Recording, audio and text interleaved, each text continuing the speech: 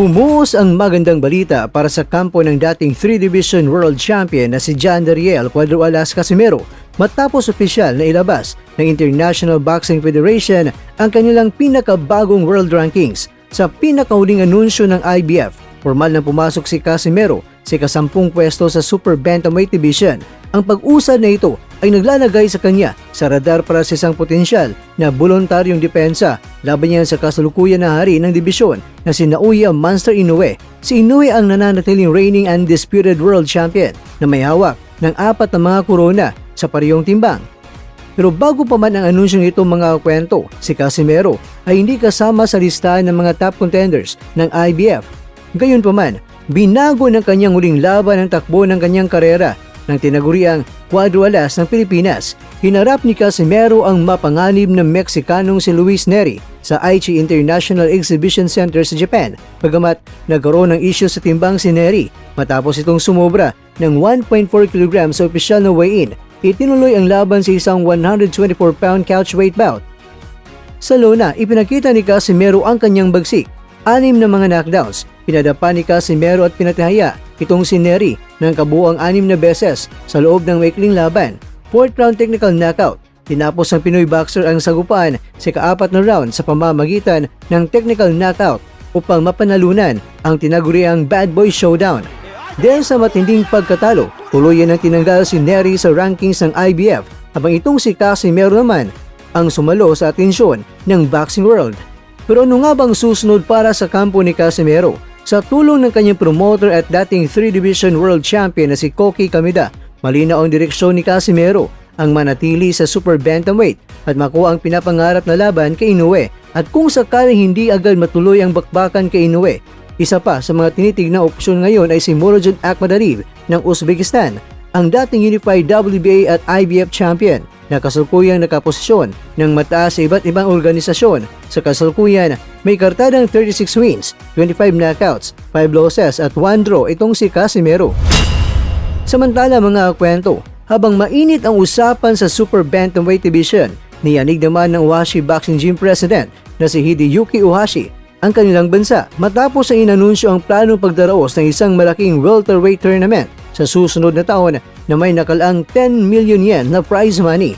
Ayon kay Ohashi, ang welterweight ay kapanapanabik at kapansin-pansing timbang sa kasalukuyan dahil sa dami ng mga eksplosibong buksingero na may iba't ibang mga estilo at lakas. Sa tingin ko, ang welterweight division ang may pinaka-interesanteng mga buksingero ngayon ay ito ay isang dibisyon na talagang kapanapanabik, payag ni Ohashi.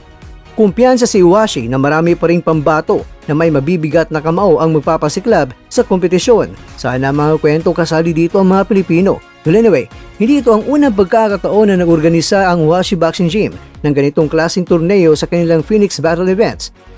Mga kakwento, inaasahan na ang darating na welterweight tournament ay magsisilbing mitsa upang masumigla pa ang middleweight at welterweight division sa Asia na madalas ay naharap sa matinding pader ng mga dayuhang kompetisyon.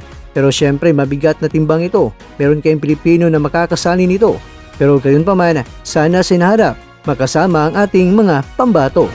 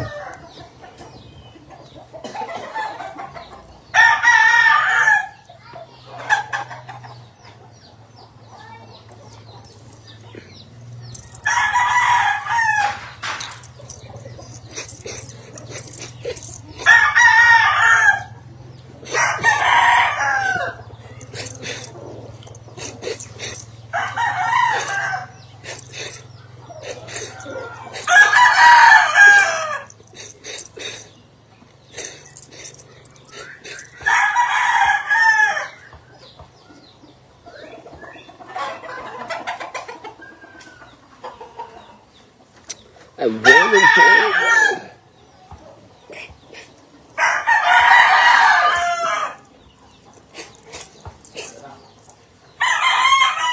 Halika ka rin, Ben!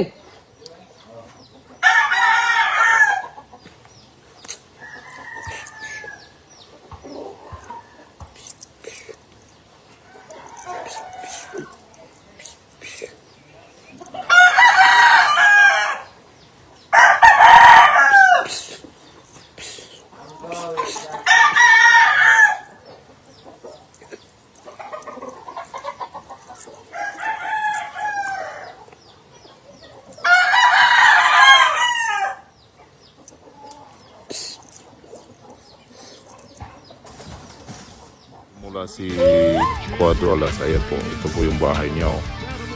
Ito po yung bahay namin dati. Ayan. Ayan oh. Kita niyo naman. Dito sa sa Kabaliwan, ito po yung bahay ni Champ. Ayan po no, nakatayo pa. Pero wala na, butas-butas na. Pero ayan po. Yan po yung bahay bahay namin dati. Yan, pasukin natin ha. Ayan oh. Ayan. Pero wala na mga gamit. Wala, sila na. Pero sa tingin ko gumagana pa to pero wala na talaga. Ito yung bahay ni Champ dati. Tapos may bilyaran pa. So may ahas na dito eh.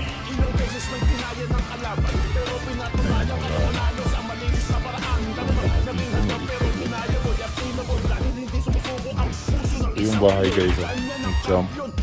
Bahay namin. Kaya wala na butas-butas na dito. Wala na talaga guys. Yung bahay namin dati guys. Ayan, dito yung kusina namin dyan maliit. Yan, tapos dito, yan, kwarto to.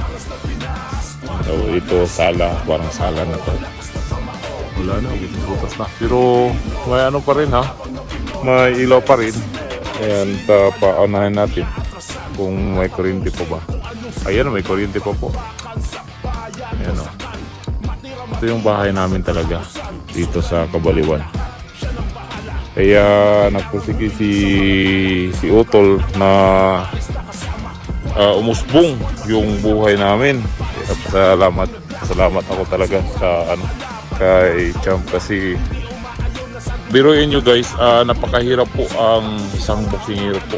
Ako rin po, boksingero po. Sa bawat suntok may pangarap, sa bawat Mga kakwento, hanggang dito na lang muna ang ating kwentuhan. Huwag kalimutan na mag-like, share at subscribe. Ako po si Mr. Kwento. Ito ang mga kwentong maaring hindi pa nakwento sa inyo. tayo ng boses ang hindi pa napapansin ng mundo. Samahan niyo akong busisiin ang bawat kwento at bawat sakripisyo ng mga mandirigmang mga Pilipino. Ito ang kwentong di pa nakwento. Pilipinas para sa mundo. Pilipinas para sa mundo.